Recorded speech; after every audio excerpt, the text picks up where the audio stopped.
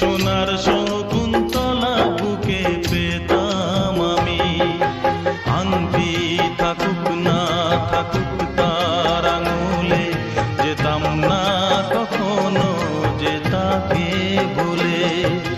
দুষ্মন্ত রাজা যদি হতাম আমি, শকুন্তলাকে চিনে নিতাম আমি।